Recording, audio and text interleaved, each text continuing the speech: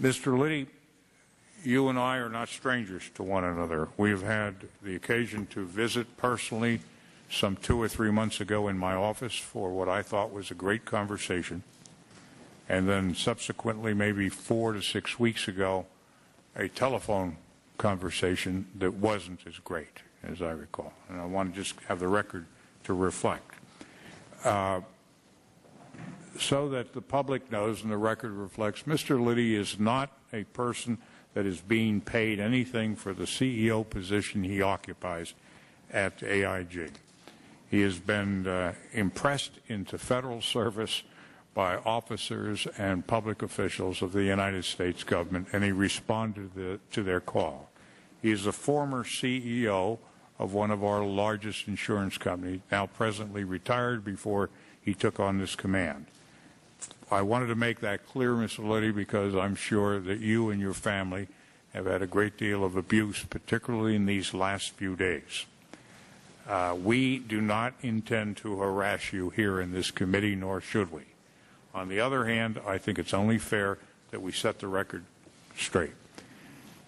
When we discovered that there were potential bonus payments about 2 months ago, we talked with each other, and I urged you to do everything within your power to see if you could suppress the payment of those bonus payments or deny them in their entirety.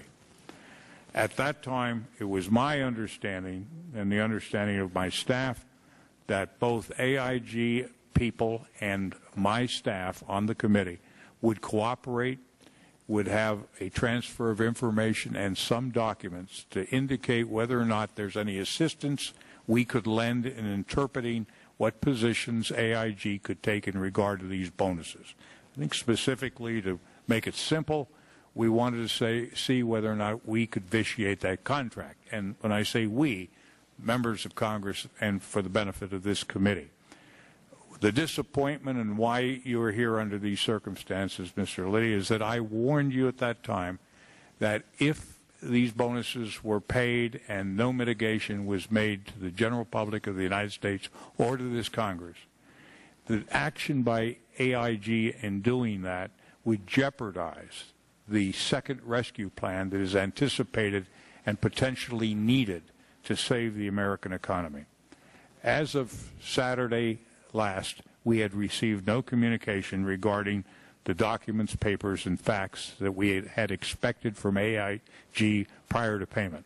The only thing we received was a letter indicating that payment was made and that it was done on the basis of an attorney's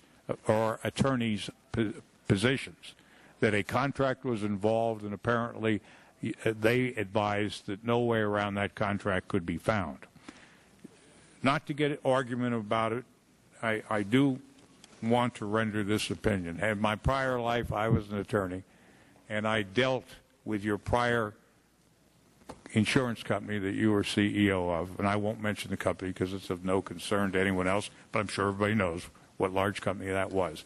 In cases that I had with your company, there were clear cases of the need for recovery or payment, and yet defenses were rendered and time was taken, and very often those cases had to go to trial. And that practice exists all over the United States.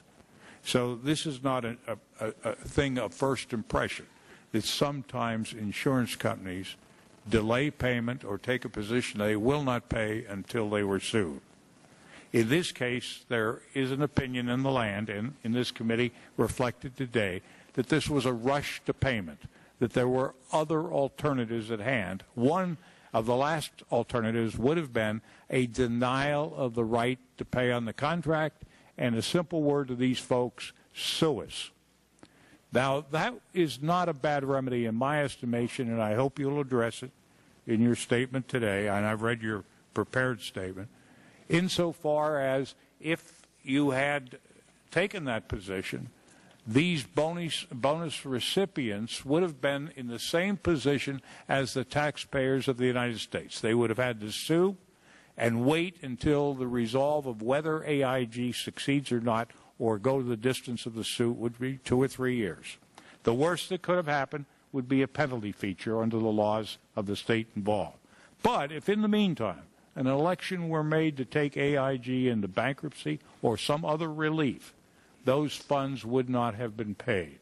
Now, I indicated to you I thought that you were missing the gravity of the situation in terms of the American people were responding to they had enough. This was an unreasonable action on the part of AIG to pay these funds. So in your testimony today, I hope you address some of these ideas. And with no further assertion on my part, and looking forward to the question, Mr. Liddy, if you will summarize your testimony, we'll allow you some leeway because of the involvement in the situation.